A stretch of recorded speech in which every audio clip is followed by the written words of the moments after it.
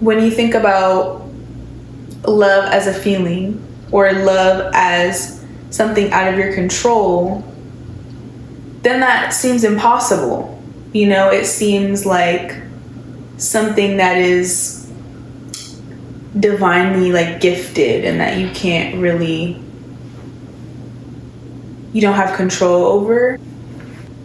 And I think some of that is true. I think that love is divinely gifted, but I don't think that that means that it's out of our control and it isn't something that we can't create.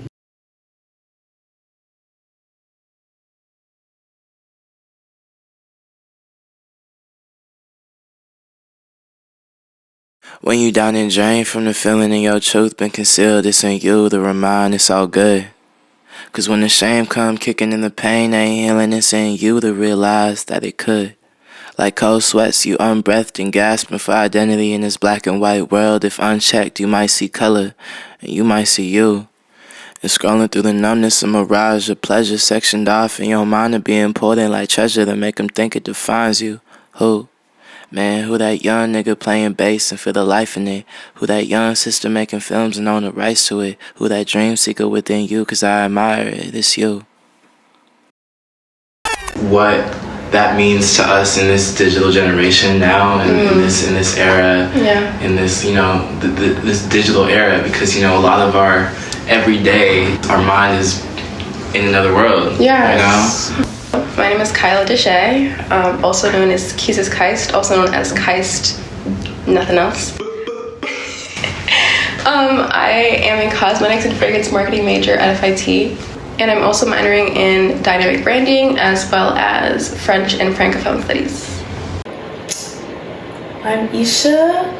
I am a human, an artist, a thinker, a spirit, a being of love and light.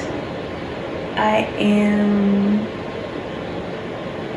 here. So my name is Justin Walton. My artist name is Jay Walt.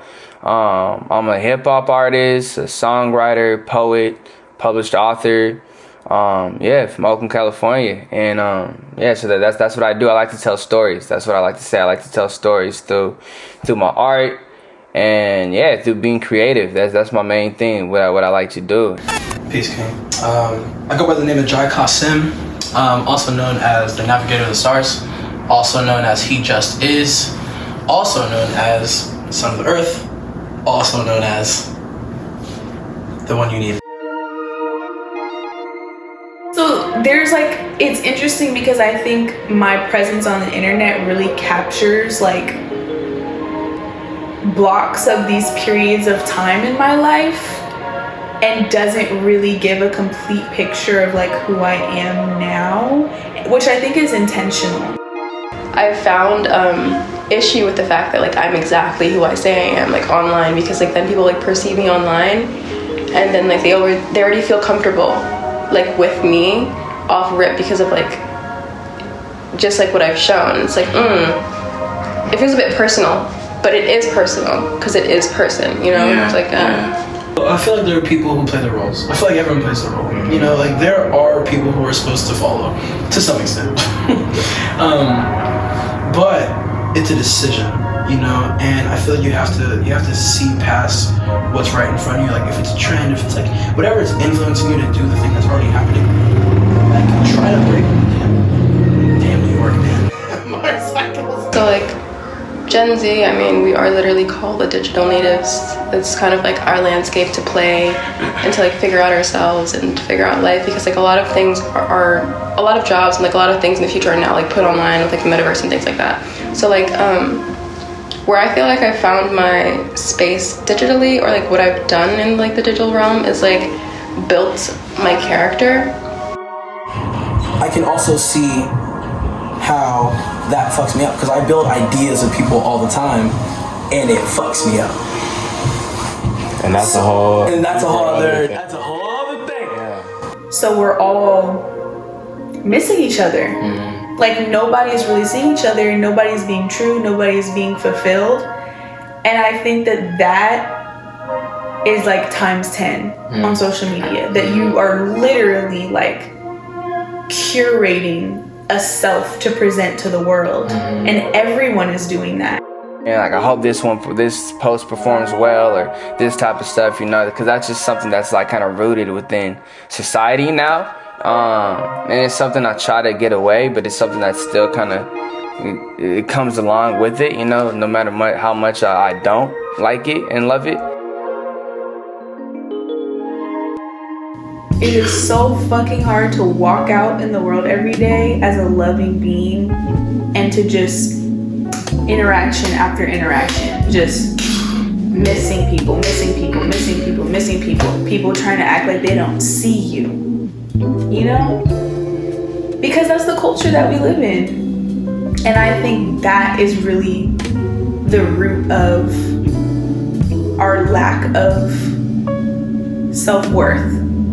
Because I think that our relation to ourself is so interconnected with our relationship with other people. Because I feel like social media isn't just the end-all be-all type of thing, you know, like, and that's something that a lot of people have gone to. I feel like we just need to go back and realize, you know, just like the beauty of just like being outside and being like just by yourself and being off social media and everything. That's self-love right there, you know. I feel like that's just like a big important step right there, just loving yourself and just knowing that and learning how to love yourself. And that's a hard thing to do too, you know. I feel like that's a continuing, like, that's something that we're going to continue to do as well. Because if love is seeing and being seen, then the act of loving yourself is seeing yourself and holding that self as you really are. Understanding who I am, you know, and I think, yeah, the light is in us, right? And it can dim, it has like phases, you know, it goes from this huge spark of, just a ray and light and greatness, you know, and it can get really subdued and really dim sometimes, you know. I feel like a lot of my subdued moments are when I'm not truly in touch with myself, you know, and we talk about it all the time, and I like to throw it around because I think it's dope, but like the resonating between the mind and the body, you know, I think that's a big part of how my light keeps going, understanding that they're different things. And it's a relationship. And it's a relationship, exactly. The last time I was back home, I was a different person completely. That was a few years ago, and like I was like going through like a huge depression, and like you could just tell like I just wasn't fulfilled. And like now, like I think that the light that I'm feeling inside like definitely resonates and like speaks volumes outside.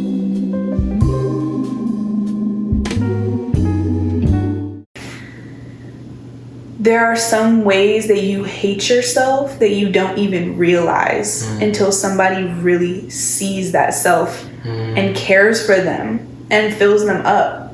And then you're like, oh shit, like I can do that. Like I can do that for myself.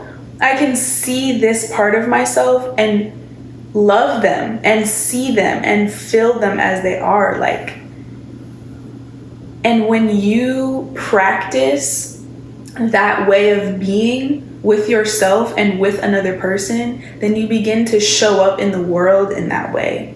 And when you show up in the world in love, it brings love out of other people. And then your whole existence is love. You walk around seeing and being seen and inspiring that in other people. And then if all of us are doing that, that becomes our reality. And that's going to take a lot. It's going to take a lot because it already takes a lot on an individual level and on an interpersonal level to do that. How does this generation teach the next generation about self-worth without using social media as a metric or standard of personal value? Ooh, that's so good. That is so good. And you know what? I don't even think that it's... I mean, of course, everything's about the next generation. But I really think that we have the potential to transform right now, too. You know? And transforming right now will transform the next generation.